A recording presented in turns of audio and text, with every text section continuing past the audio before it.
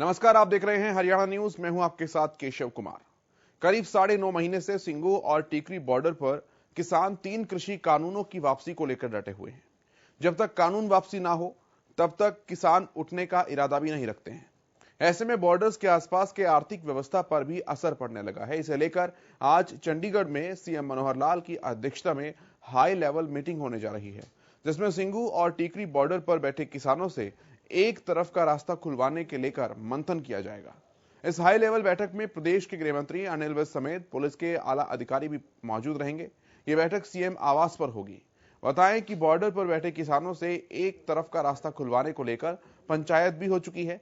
ऐसे में देखना यह होगा कि आज की बैठक में सरकार एक और का रास्ता खुलवाने को लेकर क्या कुछ फैसला लेती है, क्योंकि स्थानीय लोगों का आरोप है कि धरने की वजह से उनका कारोबार ठप हो गया है, जिसका सीधा असर उनके जीवन पर पड़ रहा है।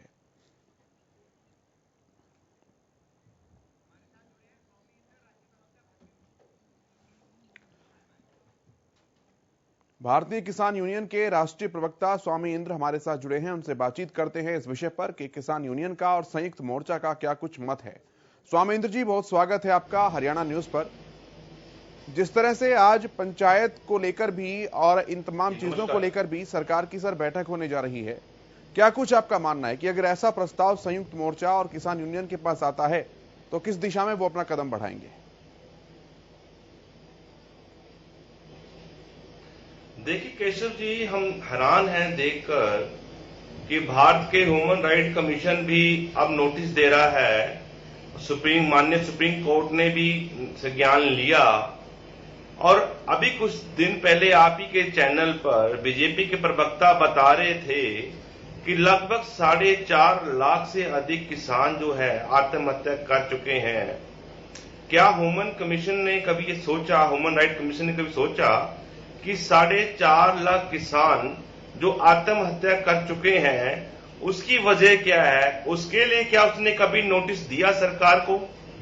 सरकार से कभी पूछा कि इतने किसान, जितनी दिल्ली की आबादी नहीं उससे कई गुना किसान दिल्ली के बॉर्डरों पे आ चुके हैं और अपनी उपस्थिति दर्ज करा चुके हैं, अपना विरोध दर्ज करा चुके हैं। लगातार किसान जो है धरनों पे बैठे हुए हैं, 10 महीने हो गए हैं लगभग। और किसान, ये देखिए, किसानों ने सर्दी सहन की, किसानों ने गर्मी सहन की, किसानों ने बरसात में भीगा, सरकार ने किसानों को भिगोया, किसानों पे आंसू गैस छोड़े गए, सड़कें सरकार द्वारा बाधित की गई, सरकार द्वारा सड़कों में कीलें गाड़ी गई। क्या ये किसान को सड़क पे चलने का अधिकार नहीं है, इसलिए सड़कों पे सरकार ने लंबी लंबी कीलें गाड़ने का काम किया? उस समय ह्यूमन राइट कमीशन कहां चला गया था? मैं आज राष्ट्रीय ह्यूमन राइट कमीशन से पूछना चाहता हूं कि क्या किसानों के लिए आपने क्या कार्य किए? 4.5 लाख से अधिक किसान आत्महत्या को आजाद भारत में मजबूर हैं, वो क्यों? ठीक है स्वामी इंद्र जी, मैं वापस आपके पास लौट कर आऊंगा। लाजपत हमारे संवाददाता राय से भी हमारे साथ जुड़ गए हैं। लाजपत, आपके पास मैं आता हूं। क्या कुछ किसानों का फैसला हो सकता है? ग्राउंड रिपोर्ट क्या कहती है? जहां पर धरना स्थल है वहां पर क्या कुछ किसानों का मानना है कि अगर सरकार एक तरफ का रास्ता खुलवाने की बात करती है तो क्या किसान इस विषय पर बात करेंगे? जी बिल्कुल, देखिए दिल्ली की दहलीज पर चारों तरफ से जो किसान जो अपनी मनमानी कर बैठे हुए हैं, मनमानी इसलिए कि एक तरफा जो किसान जो है और सरकार की बीच की खाई जो लगातार बढ़ रही है उससे व्यापार पर काफी असर पड़ रहा है। जो आसपास के लोग हैं वो काफी प्रभावित है। तो ऐसे में जरूर किसानों को आगे आना चाहिए और बातचीत करनी चाहिए, क्योंकि जो खींचातानी है वो किसान की और सरकार की है। क्योंकि आम नागरिक जो है जिनकी यहाँ से फैक्ट्री अपलाइन कर चुके हैं या व्यापारी जो है, मजदूर है जो इस पीड़ा को भुगत रहे हैं। जो फैक्ट्री एरिया है, जो सोनीपत का व्यापार है वो काफी ठप हो रहा है, क्योंकि दिल्ली नजदीक होना और जैसी कोरोना जैसी महामारी की वजह से जो देश जूझ रहा था उससे काफी पीड़ित है और अब किसानों की इससे काफी पीड़ित है। तो जरूर इसका समाधान करना चाहिए, क्योंकि किसान की और जो सरकार की खींचातानी है उसकी वजह से आम जनता काफी पीड़ित है। मैं आपको ये तस्वीरें दिखा दूं कि ये बाजार है, जिस बाजार में पैर रखने की जगह नहीं थी, आज ये बाजार बिल्कुल आपको खाली दिखाई देगा। ये खाली इसलिए दिखाई देगा कि यहाँ से जो फैक्ट्रियां जिन लोगों ने पलायन की है वो मजदूर और मजबूर यहाँ से पलायन कर चुके हैं, क्योंकि कोरोना जैसी महामारी की वजह से इस बाजार पर काफी असर पड़ा है। और आज कोरोना का तो जो काल जा चुका है, तीसरी लहर आने वाली है, लेकिन सबसे बड़ा जो असर है वो किसानों की वजह से भी पड़ा है। किसानों की वजह से इसलिए कि जो दिल्ली की दहलीज पर जो किसान बैठे हुए हैं, उनसे हमारी भी यही अपील है कि जो आप सरकार और जो आपकी जो खींचातानी है या आम नागरिक को जो परेशानी है उसके बीच का समाधान निकाले। क्योंकि अब जैसे याचिका जो आई है, जिन्होंने कहा है कि एक तरफ का रास्ता खोला जाएगा, ये जरूर मानना चाहिए कि एक तरफ का रास्ता जो खुले, व्यापार ठप ना हो, लोगों का नुकसान ना हो, क्योंकि अब तीसरी लहर भी आने वाली है और काफी जो देश के आगे आफत है। तो इसलिए उन किसानों से जरूर अपील है कि उनको आगे आकर बातचीत करनी चाहिए, एक तरफ का कम से कम रास्ता खुल जाए, ताकि जो लोग दिल्ली जो है सोनीपत से 80% जो लोग हैं आवागमन करते हैं, व्यापार चलाते हैं, उनको काफी किल्लत हो रही है। आपको बता दूं कि रोडों के जो हालात है वो काफी गंभीर है। सभी रोड जो है गांव से जो जुड़ते हैं, जो दिल्ली की दहलीज के नजदीक है, उनके भी हालात काफी गंभीर है। वो रोड टूट चुके हैं, करोड़ों रुपए के जो रोड है उनके हालात गंभीर बन चुकी है। देश का सबसे बड़ा हाईवे जो दिल्ली और चंडीगढ़ जाने वाला हाईवे है, 10 किलोमीटर का जो दायरा है वो किसानों ने अपने कब्जे में ले रखा है। तो उन किसानों से जरूर अपील है कि आप कम से कम उन लोगों को रास्ता दूर दे जिनको अपने व्यापार, अपनी रोजी रोटी, अपने घर परिवार को चलाना है। वो काफी पीड़ित है, क्योंकि जो आपको लड़ाई लड़नी है किसानों को और जो सरकार की बीच की खाई है, वो एक बैठकर 11 दौर की बैठक हो चुकी है, लेकिन अब उसके बाद कोई बैठक नहीं हुई है। तो बैठक करें, जो बातचीत करनी चाहिए, ताकि इसका कोई हल निकले, कोई समाधान निकले, क्योंकि जो लोग हैं वो काफी पीड़ित हो चुके हैं। मैं फिर से आपको तस्वीरें दिखा दूं कि बाजार की कितनी बुरी हालात है। इस बाजार में ठीक है लाजपत, ठीक है लाजपत, ठीक है लाजपत, ठीक है लाजपत, आप नजर बनाकर रखिए। फिलहाल बहुत धन्यवाद आपका ये पूरी जानकारियां देने के लिए, तस्वीर दिखाने के लिए। स्वामी इंद्र जी, इन्हीं सवालों को लेकर मैं आपके पास आता हूं।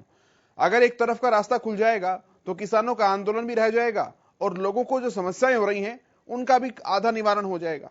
तो सरकार अगर ऐसा कोई प्रस्ताव लेकर आती है तो आप लोग मानेंगे इस बात को? केशव जी, एक तो ना आपके साउंड में ग्राउंड स्टाफ की आवाज आ रही है। मैं चेक करता हूं सर, टेक्निकल टीम चेक कर रही है, आप रखिए अपनी बात सर। ऐसा है कि आप देखिए किस प्रकार से किसान आंदोलन चला रहे हैं, बिल्कुल शांतिप्रिय ढंग से चला रहे हैं। किसानों द्वारा कोई रास्ता अवरुद्ध नहीं हुआ।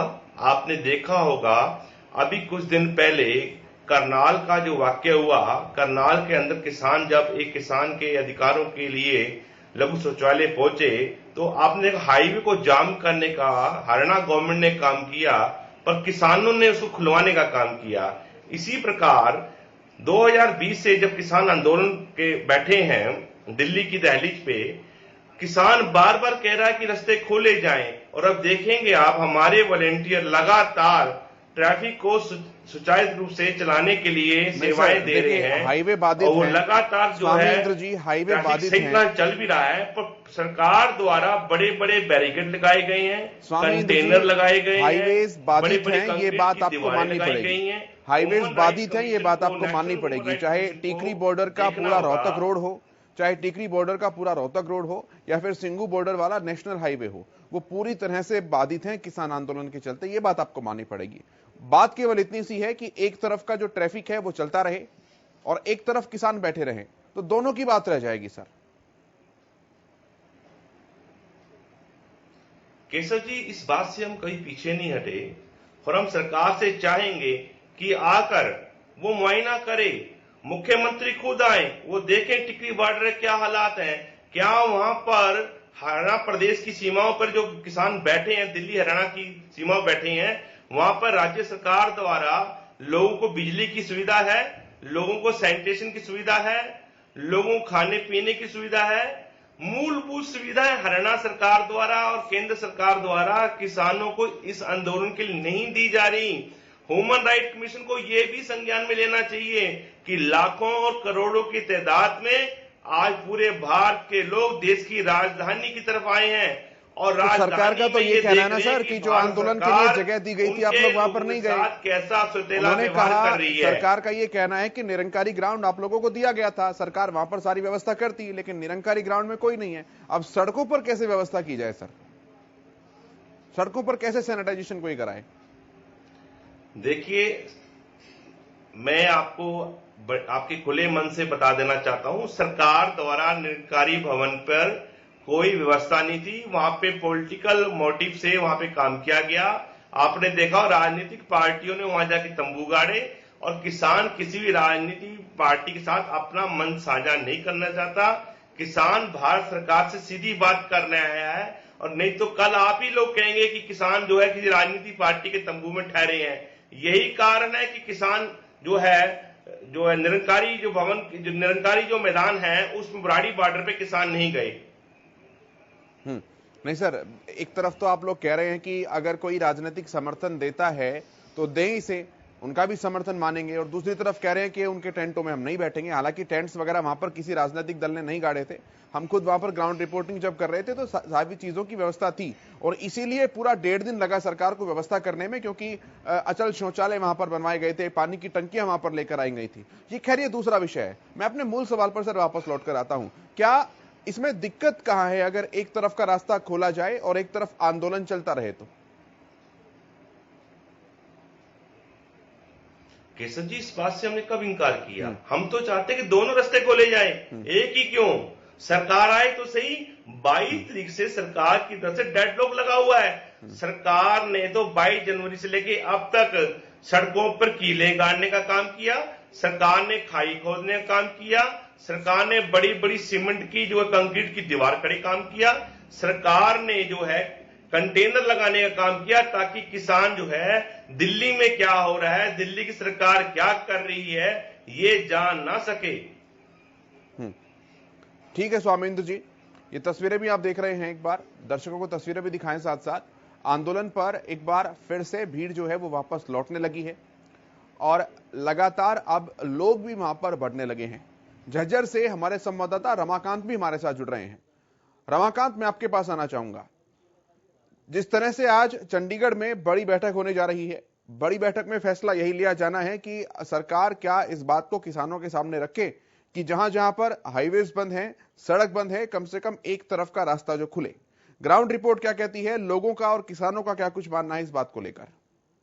रमाकांत जब मैं आपको बता दूं, जब हमारी कुछ किसान नेताओं से बात हुई तो उन्होंने साफ तौर पर कहा कि किसान बिल्कुल भी सड़कों पर बैठने को तैयार नहीं है, लेकिन पिछले 9.5 महीने हो चुके हैं, 550 से ज्यादा शहादतें हो चुकी है, लेकिन सरकार है कि पूरी तरह से मुख्य दर्शक बनी हुई। वहीं कई कुछ आम लोग हैं हमारे साथ, मैं उनसे बात करूंगा। जनाब, सबसे पहले तो आपका नाम क्या है, और जो NHI ने लगातार ये कहा है कि जो सड़कों पर जो किसान बैठे हैं उनसे कहीं ना कहीं आम लोगों को परेशानी हो रही है, उसको आप किस तरह से देखते हैं? सर, मैं बताना चाहूंगा सर, किसान जो 9 महीने से लगातार धरने पर बैठे हुए हैं, उनकी मजबूरी है इनको बैठना, जो ये नहीं चाहते किसान बैठना, लेकिन सरकार कानूनों को नहीं वापस ले रही, इसलिए कारण इनको बैठना पड़ रहा है। लेकिन क्या ये मेन रोड पर बैठे हुए हैं, जिससे काफी दिक्कतों का सामना करना पड़ रहा है। और तो मेरा मानना है कि ठीक है, इनके जायज है इनकी बात, लेकिन रास्ते को थोड़ा खोल देना चाहिए जिससे आम जनता को परेशानी न हो। जी जी बिल्कुल। कुछ और साथी हमारे साथ है। जनाब, 9.5 महीने से किसान बैठे हैं सड़कों पर। आप जाहिर सी बात है कि आपका गेटअप से लगता है कि आप कहीं ना कहीं रोजमर्रा के लिए बाहर जाते होंगे, तो क्या लगता है कि अब सड़कों पर जो किसान बैठे हैं उससे आम लोगों को परेशानी हो रही है, या उनकी मांगे जायज है? किस तरह से आप लोग? तो मैं ये बोलना चाहूंगा कि मांगे तो बिल्कुल उनकी जायज है, गलत तो है नहीं, लेकिन सर मैं ये बोलना चाहता हूँ कि जो जैसे अपना रोड है, ठीक है, अगर इसी अगर साइड में होकर बैठे तो अच्छी बात है, ठीक है, क्योंकि सर मैं भी दिल्ली से आता हूँ जॉब के लिए, ठीक है, 1 से 1.5 घंटे पहले घर से निकलना पड़ता है, ठीक है। ये निकला इसलिए पड़ता है कि ये नहीं पता होता कि जाम कितने लंबा होता है, लेकिन सर जैसे अभी जाम वहाँ पे क्या बोलते हैं रोड बैठे हैं, एक्सीडेंट भी होते हैं, काफी टाइम दिक्कतें होती है। सर मैं ये बोलना चाहूंगा कि सरकार उनकी बातें माने और थोड़ा सा कॉम्प्रोमाइज करके। बिल्कुल, लगातार ये सब लोग कह रहे हैं कि किसान तो अपनी मांगों को लेकर बिल्कुल ठीक बैठे हैं, लेकिन जो आम लोग हैं वो पूरी तरह परेशान है। जैसे उन्होंने बताया कि ढांसा बॉर्डर से ये दिल्ली जब जाते हैं तो एक साइड का रास्ता खुला हुआ है, वहां पर कहीं ना कहीं ट्रक हो या गाड़ी हो या बस से कई एक्सीडेंट भी वहां हो चुके हैं। तो कहीं ना कहीं सरकार को भी ध्यान देना चाहिए, किसानों की मांगे मान लेनी चाहिए, या फिर कहीं ना कहीं किसानों को एक ऐसी जगह दे दी जानी चाहिए जहां से जो आम रोड है या मेन रोड है वो प्रभावित ना हो। कुछ और लोग हैं, क्या नाम है सर आपका? सलीम जी। सर, जो लगातार किसान जो सड़कों पर बैठे हैं और अब NHI ने कहीं ना कहीं नोटिस दिया है, लगातार मीटिंगें भी चल रही है, किस तरह से देखते हैं आप?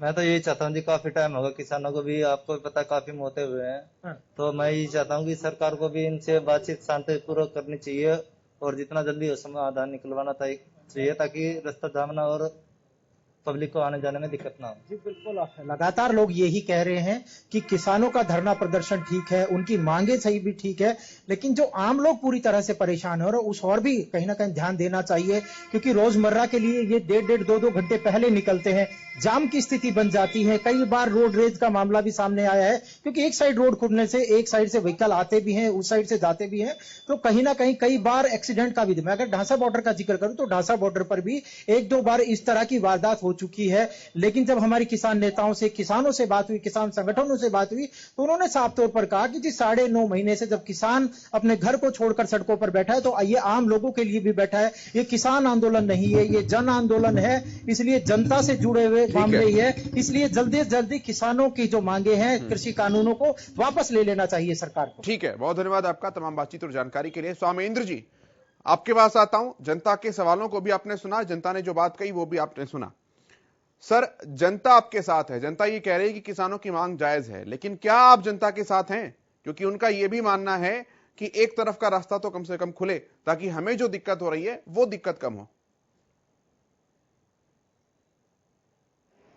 केशव जी, हम तो पहले दिन से कह रहे हैं, ये किसान के कंधे पर वजन आ गया है और किसान ने आम जन का भी जो है आंदोलन अपने कंधों पे लिया हुआ है और किसान बड़ी ईमानदारी के साथ और बड़े विश्वास के साथ इस आंदोलन को आगे बढ़ा रहा है।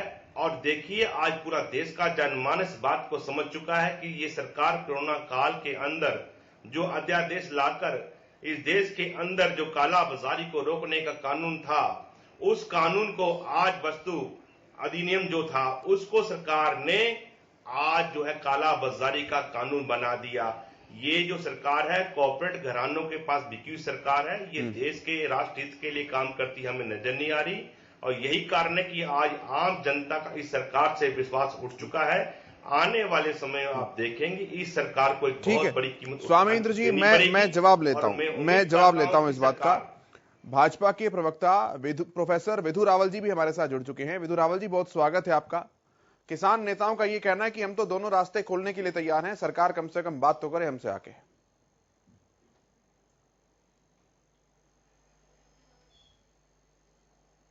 विधु रावल जी, मेरी आवाज पहुंच पा रही है आप तक? विधु रावल जी, मुझे सुन पा रहे हैं आप? चलिए, आवाज नहीं पहुंच रही है, एक बार फिर से कनेक्ट करने की कोशिश करते हैं। तब तक सर मैं आपके पास आता हूं। स्वामेंद्र जी, आप ही के पास मैं आता हूं।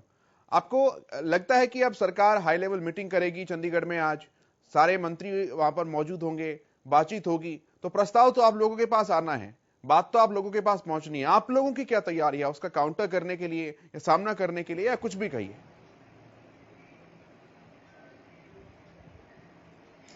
देखिए केशव जी, सीधी सी बात है, किसान कोई व्यक्तिगत लड़ाई नहीं लड़ रहा। ये देश हित में, राष्ट्र हित में किसान जो है मुद्दों के ऊपर चर्चा कर रहा है और सरकार को बताना चाहता है कि जो आपने कोरोना काल के अंदर इस देश के ऊपर काले कानून थोपने का काम किया है, किसान और आम आदमी के ऊपर आपने डेथ वारंट लगाने का काम किया है, सरकार उसे हटाए। और ह्यूमन राइट कमीशन, जो भारत का ह्यूमन राइट कमीशन है, उसके आगे मैं अपील करना चाहता हूं आपके चैनल के माध्यम से।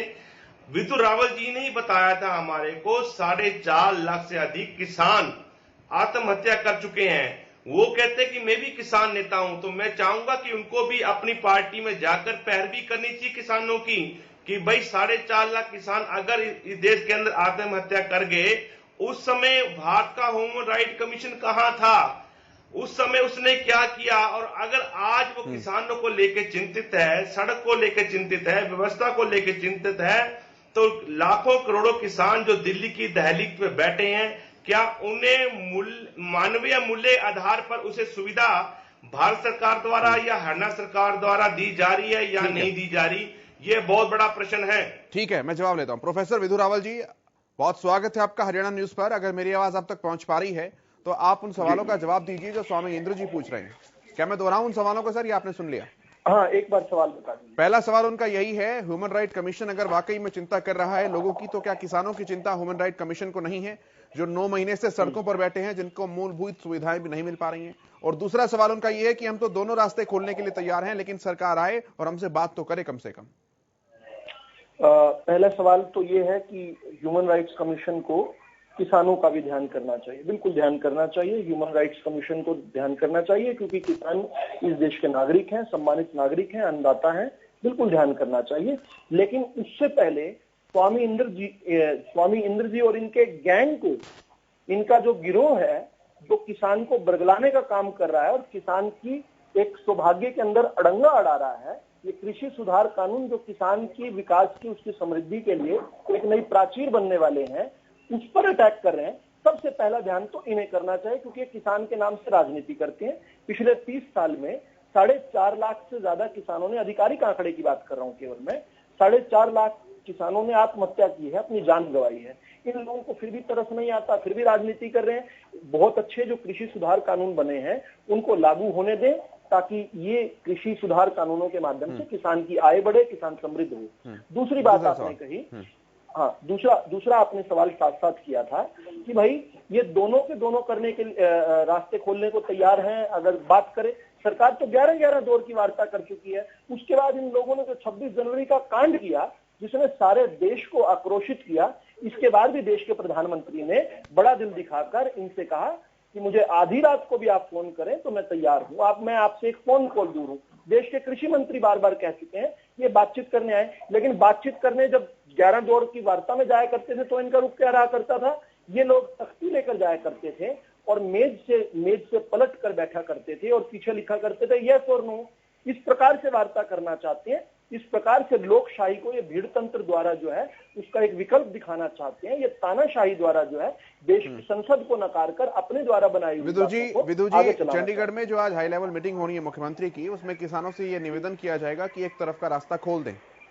क्या ये एक नया गतिरोध जो है दोबारा प्रदेश में देखने को मिल सकता है? क्योंकि किसानों के मूड से ऐसा लग रहा है कि ऐसा करने को तैयार नहीं है शायद। सबसे पहले तो हम सुधार करें इस बात को। आप एक किसान से बात कर रहे हैं, विधु रावल जिसको आपने फोन लगाया ये एक किसान है, तो और मैं इनको अपना नेता नहीं मानता, मैंने इनको ठेकेदारी नहीं दी हुई, तो इस नाते से इनको आप बार बार किसान ना कहिए। ये एक गुट है किसानों का जो कि वहां पर एक जिद पर अड़ा हुआ है। इनको समझाएंगे, मनाएंगे, क्योंकि ये भी हमारे भारतवासी हैं। इनसे बात करेंगे और प्रयास करेंगे कि समाधान के रास्ते पर बढ़े। टकराव बहुत कर लिया लेकिन अब समाधान पर भी बढ़े। ठीक है सर, बहुत धन्यवाद आप दोनों का ही अपना कीमती समय देने के लिए, अपनी बातचीत साझा करने के लिए। धन्यवाद। मेरे साथ इस कार्यक्रम में इतना ही, लेकिन देश दुनिया की तमाम बड़ी खबर